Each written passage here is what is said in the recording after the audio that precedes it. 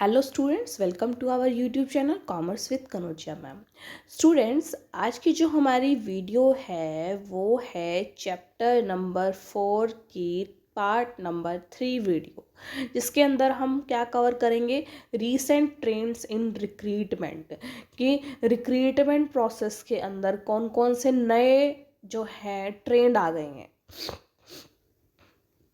पहले तो नॉर्मल वही देखो, जो रिक्रूटमेंट होती थी जिसके हमने जैसे को सोर्सेज पढ़े थे हमने, इंटरनल सोर्सेज एक्सटर्नल सोर्सेज। ठीक है, प्रीवियस वीडियो में हमने पढ़ा था external sources internal sources of recruitment. अब कुछ नए मॉडर्न ज़माने के साथ साथ रिक्रूटमेंट के भी जो टेक्निक्स हैं वो बदल गई हैं, कुछ कुछ नई ट्रेंड्स आ गए हैं रिक्रूटमेंट के अंदर भी। तो चलिए हम स्टूडेंट पढ़ते हैं recent trends in recruitment process या फिर रिक्रूटमेंट।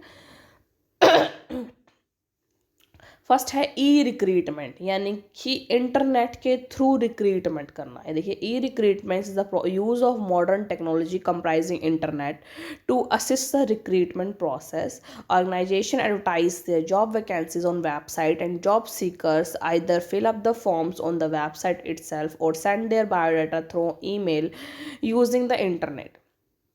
क्या होता है इसमें, जो जॉब साइट्स होती हैं वो क्या करती हैं, अपना एडवर्टीजमेंट दे देती है वैकेंसी की, किसके ऊपर, वेबसाइट्स के ऊपर, और अपनी अपनी वेबसाइट्स के ऊपर। जॉब सीकर्स होते हैं वहीं से उसका फॉर्म फिल कर देते हैं और जो बायोडाटा है वो ईमेल के थ्रू मेल कर देते हैं। ठीक है, इंटरनेट का यूज़ करके। Alternatively, job seeker place their biodata in World Wide Web, which can be drawn by prospective employees depending upon their requirement. Attractive advertisement and biodata can be easily accessed on the internet। देखिए क्या करते हैं job seeker ना, world wide web पे अपना जो resume है वो अपडेट कर देते हैं, अपलोड कर देते हैं, जिससे जिसको ज़रूरत होती है, मतलब जिन एम्प्लॉयज़ को प्रोस्पेक्टिव ह्यूमन रिसोर्स की ज़रूरत होती है, वहाँ से बायोडाटा जो सूटेबल लगता है उनको उठा लेते हैं और उनको अप्लाई करने के लिए बोलते हैं कि हमारी ऑर्गेनाइजेशन में वैकेंट पोजीशन पे अप्लाई कीजिए। अब एडवांटेजेस क्या है ई रिक्रूटमेंट की। फर्स्ट है low cost for employees as well as employer and employee दोनों को लोअर कॉस्ट लगता है, ज़्यादा कॉस्ट नहीं लगता।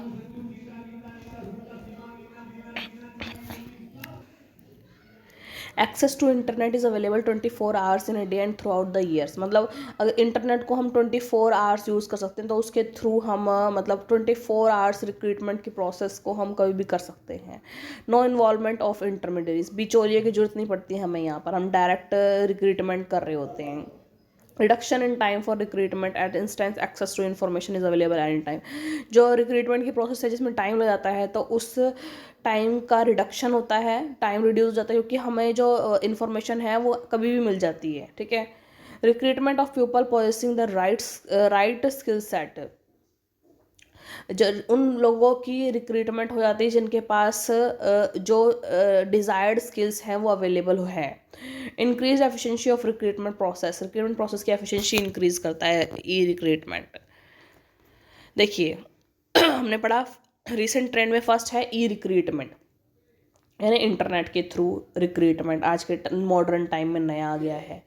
ठीक है, आगे है आउटसोर्सिंग। आउटसोर्सिंग क्या होता है, मतलब बाहर की ऑर्गेनाइजेशन, जैसे जो अपनी जो इंटरमीडियरीज होती हैं वो हमसे कुछ पैसे चार्ज कर लेती हैं और हमें क्या करती हैं, हमारे अकॉर्डिंग यानी हमारे रिक्वायरमेंट के अकॉर्डिंग जो है ह्यूमन रिसोर्स अवेलेबल करवाती हैं, वो होती है आउटसोर्सिंग। ऐसी क्या करती हैं, आउटसोर्सिंग में क्या होता है, outsourcing can be used for a number of activities. The outsourcing firms helps the organization by the initial screening of the candidates according to the needs of the organization, creating a suitable pool of talent for the final selection by the organization. Or outsourcing firms also develop their own human resource pool and make available personnel to various companies as per their needs। वो क्या करती हैं, वो company उनको higher कर लेती है, outsource को। वो क्या करते हैं, कंपनी से पैसा लेते हैं, मतलब अपनी एक्टिविटीज़ जो भी सर्विसेज प्रोवाइड कर रहे हैं उनका पैसा लेते हैं और उसके बदले उनको जिस तरीके के टैलेंट की ज़रूरत होती है, जैसे स्किलफुल पर्सन की ज़रूरत होती है, वैसे ही स्किलफुल पर्सन उनको अवेलेबल करवाते हैं। ठीक है, एडवांटेजेस क्या है इसकी? Substantial savings of time, energy and resources. Time saving और टाइम, एनर्जी और रिसोर्सेज को सेव करता है, पैसों को, फाइनेंस को सेव करता है। Immediate fulfilment of demand of human resource, easily मिल जाता है हमें human resources. Operational flexibility and competitive advantage मिलती है। Freedom to concentrate on the strategic level process of HRM, कि हम HRM की स्ट्रेटेजिक लेवल जो है प्रोसेस, उसके ऊपर कंसंट्रेट करने की हमारे को फ्रीडम मिल जाती है। Freedom from salary negotiation, reducing the unsuitable candidates etcetera. जो सैलरी नेगोशिएशन है उससे हमें छुटकारा मिल जाता है, और अनसुटेबल कैंडिडेट्स नहीं मिलते, उससे छुटकारा मिल जाता है हमें, ठीक है, क्योंकि वो हमें सुटेबल, जो हमारी रिक्वायरमेंट के अकॉर्डिंग जो बंदे हैं वो ढूंढ के देते हैं। better quality of appointed staff, as a service provider is specialist in this field and will provide the best personnel to keep the contact of outsourcing going। Best quality के जो स्टाफ है वो अपॉइंट होते हैं, क्योंकि जो हमें service provide कर रहा है ना आउटसोर्सिंग की, वो स्पेशलिस्ट पर्सन है ह्यूमन रिसोर्सेज को हायर करने के लिए, ठीक है। डिसएडवांटेजेस क्या है आउटसोर्सिंग के? Increase in recruitment cost for the company, company के लिए रिक्रूटमेंट कॉस्ट बढ़ जाता है, क्योंकि हमें जो आउटसोर्सिंग करवा रही है कंपनी, उनको भी हमें चार्ज पे करना पड़ता है। Loss of face to face interaction with raw talent, जो भी आजकल का नया टैलेंट हमें देखने को मिलता है इंटरव्यू के थ्रू, वो हमें face to face raw talent देखने को नहीं मिलेगा।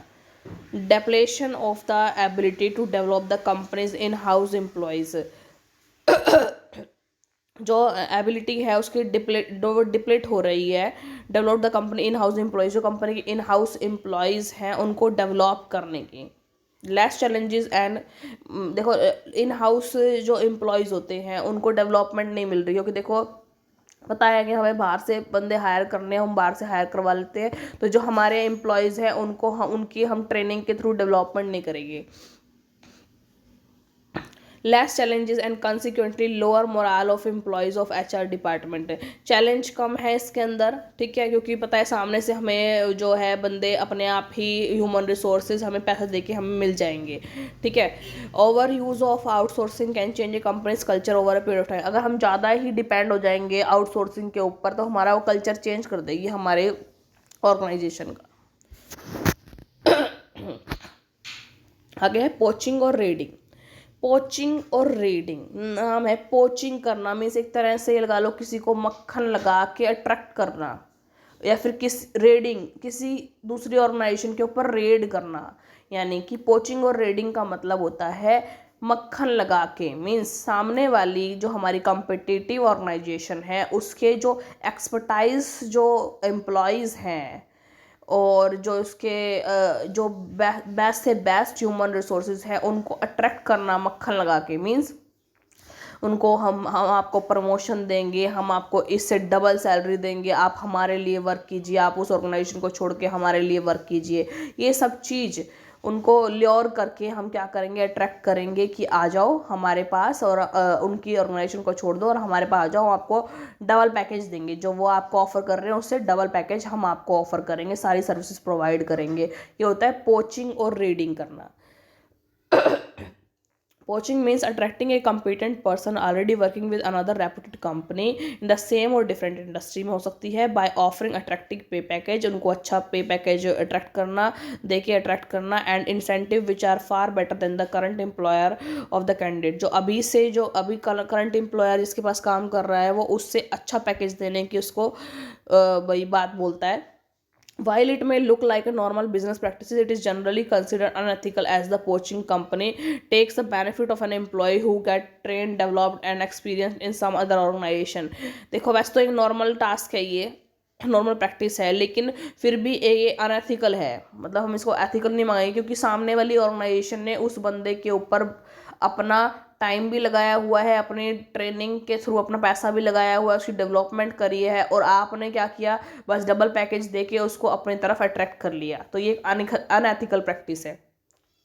In other words it is a simple reading the talent developed elsewhere, कि ये सिंपल वर्ड में कह जाए कि हम रेड करने किसी के टैलेंट को जो किसी और ने डेवलप किया था, मतलब सामने वाली कंपनी ने उस बंदे को निखारा एक तरह से, ठीक है, ट्रेनिंग डेवलपमेंट प्रोसेस के थ्रू, और हमने उस पर रेड मारी मीन्स उसको अट्रैक्ट किया डबल या फिर अच्छा पैकेज देकर, और वो हमारे पास आ गया। ठीक है, rather than taking the pains to the develop it, और आपने उसको पेन्स ने मतलब कि आपने सिर्फ रेड कर दिया उसके ऊपर, सामने किसी और के द्वारा निखारे हुए पर्सन के ऊपर उसको पैसे देकर, ना कि आपने वो सब चीज़ फेस करी। पेन मतलब कि जो उसने उस बंदे ने उसको ट्रेनिंग डेवलपमेंट प्रोवाइड करके अच्छा बनाया, आपने वो सब प्रोसीजर को नहीं देखा, आपने उसके जो दूसरों के जो डेवलप्ड पर्सन को आपने पैसे दे के खरीद लिया, एक तरह से लगा लो।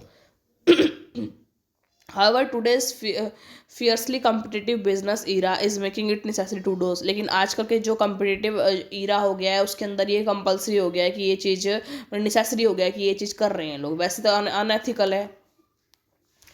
आगे देखिए, बूमरेंजिंग। देखो आप बूमरैंग बनाते होंगे, बूमरैंग क्या होता है, इंस्टाग्राम यूज़ करते हैं आई थिंक सब स्टूडेंट, तो उसमें बूमरैंग का ऑप्शन आता है। उसमें क्या होता है कि एक चीज़ जहाँ पर थी वो वहाँ पे वही वापस आ जानी, ऐसा होता है ना बूमरैंग। मतलब मान लो उस बूमरैंग में हम इधर से उधर जा रहे हैं, तो वापस वो 2 मिनट के अंदर वापस उधर से इधर आ जाएंगे, ऐसा होता है ना, बूमरैंग हिलता है वो बूमरैंग, इधर से उधर जाना, उधर से इधर आ जाना वापस, इस तरीके से। तो बूमरैंग का मतलब होता है just like a boomerang returns to the person throwing it. मतलब यही होता है बूमरैंग का मतलब, जिस चीज़ को हम थ्रो कर रहे हैं वो वापस हमारे पास आ रही है। या इसलिए बूमरैंजिंग का यहाँ पर मतलब ये है कि हमने एक टाइम पे हमारी ऑर्गेनाइजेशन से एक पर्सन निकल गया था, ठीक है, और वो अच्छा पर्सन था, उसकी स्किल्स भी अच्छी थी, अब हम उस पर्सन को वापस लेके आएंगे अपने ऑर्गेनाइजेशन के अंदर। तो बूमरैंजिंग का मतलब होता है जो पर्सन गया उसको वापस लेके आना। देखो अब क्या है, just like a boomerang returns to the person throwing it, similarly in HR boomerang meaning bringing back the best former employees with a proven track record into the company again. मतलब जो पुराना एम्प्लॉयज़ था वो बहुत अच्छा था, उसको वापस लेके आना कंपनी के अंदर। The employees might have left the company in the past because of the better salary. देखो जैसे कि मान लो किसी और कंपनी ने हमारी कंपनी के ऊपर रेडिंग या पोचिंग के थ्रू हमारा एक जो बेस्ट एम्प्लॉय था उसको वो खींच कर, मतलब ज़्यादा सैलरी दे के, ज़्यादा अच्छी सर्विसेज दे के, वो खींच कर हमारी ऑर्गेनाइजेशन से अपनी ऑर्गेनाइजेशन में ले गए। ठीक है, अब हमें क्या प्रोसेस अपनानी है, उसके लिए हमें बूम रेंजिंग अपनानी पड़ेगी। तो हम क्या करेंगे, बूम रेंजिंग के अकॉर्डिंग के को फॉलो करके उस बंदे को जो अभी उसका एम्प्लॉयर उसे पैसे दे रहा है, सैलरी दे रहा है, सर्विसेज दे रहा है, उससे अच्छी सर्विसेज दे के अपनी ऑर्गेनाइजेशन में वापस बुलाना है। तो वो होगी बूम रेंजिंग की प्रोसेस। तो देखिए, working condition offered to their, the company now strives to bring back uh, this proven workhorses back to the company by offering them even better monetary and non monetary incentive। उनसे अच्छी जो better monetary और non monetary incentive देके उसको वापस बुला लेना है। These employees bring added knowledge, experience and expertise gained by them in the present company to their former company। और ये जो employees है फिर वापस आएगा हमारी ऑर्गेनाइजेशन के अंदर और अच्छी नॉलेज, एक्सपीरियंस और एक्सपर्टाइज जो है गेन करके जिस कंपनी से अब वो काम कर रहा था वहाँ से वापस आएगा। ठीक है, तो ये होगी बूम रेंजिंग। तो जो नई रिसेंट ट्रेंड्स जो हैं रिक्रूटमेंट के, वो है ई रिक्रूटमेंट, जिसमें इंटरनेट के थ्रू रिक्रूटमेंट होती है। आउटसोर्सिंग, जिसमें आउटसोर्सिंग की कई सारी कंपनीज होती हैं जिनको हम चार्ज पे करते हैं और वो हमारे अकॉर्डिंग, हमारी रिक्वायरमेंट के अकॉर्डिंग हमें ह्यूमन रिसोर्स अवेलेबल करवाती है, वो होगी आउटसोर्सिंग। फिर पढ़ा हमने पोचिंग और रीडिंग, जिसमें सामने वाली कंपनी को हम कंपनी के जो अच्छे एक्सपर्टाइज जो एम्प्लॉयज़ हैं उनको अट्रैक्ट करते हैं, अच्छे से अच्छा, उनसे अच्छा जो उनका एम्प्लॉयर अभी उनको दे रहा है उससे अच्छा पैकेज उनको दे के उनको अट्रैक्ट करते हैं अपने ऑर्गेनाइजेशन में। और फिर बूम रेंजिंग होता है, उसके अंदर क्या होता है, जो हमारा कस्टमर किसी और कंपनी ने पोचिंग करके अपने पास बुला लिया था, हम उसे बूम रेंजिंग के थ्रू और अच्छा ऑफर दे के हम वापस अपनी कंपनी में उसे बुला लेंगे, वो होती है बूम रेंजिंग। ये हो गई कुछ नई टेक्निक्स जो हम यूज़ करते हैं रिक्रूटमेंट प्रोसेस में मॉडर्न ईवा के अंदर, ठीक है। तो आई होप स्टूडेंट आपको जो आज की वीडियो थी रीसेंट ट्रेंड्स इन और रिक्रूटमेंट वो आपको समझ में आई होगी, आपका टॉपिक क्लियर हुआ होगा। और देखिए स्टूडेंट, बहुत इंपॉर्टेंट क्वेश्चन है ये, और इसी नेट का एग्ज़ाम होता है, आपको पूछा जाता है, उसमें बूम रेंजिंग के बारे में पूछा जाता है, उसमें पोचिंग और रेडिंग के बारे में पूछा जाता है, आउटसोर्सिंग के बारे में पूछा जाता है। तो आपका क्वेश्चन घुमा फिरा के इसके अंदर आता है। ह्यूमन रिसोर्स का जब आप पढ़ते हैं ना, तो इसके अंदर नेट का एग्ज़ाम में ये आता है। तो अच्छे से कर लीजिएगा स्टूडेंट। और अपना जो 3 मार्क्स के क्वेश्चन होते हैं वो भी इसके अंदर से बन के आते हैं कि poaching, define reading, define boom ranging, define outsourcing, ठीक है, इस तरीके से। तो अच्छे तरीके से आप इस क्वेश्चन को पढ़ लेना। अगर आपको स्टूडेंट वीडियो अच्छी लगी हो, आपको समझ में आई होगी, आपको टॉपिक क्लियर हुआ हो, तो ज़्यादा से ज़्यादा मेरी वीडियो को लाइक कीजिए, शेयर कीजिए, कमेंट्स कीजिए, और ज़्यादा से ज़्यादा मेरे चैनल को सब्सक्राइब कीजिए, commerce with Kanaujia ma'am. Thank you students.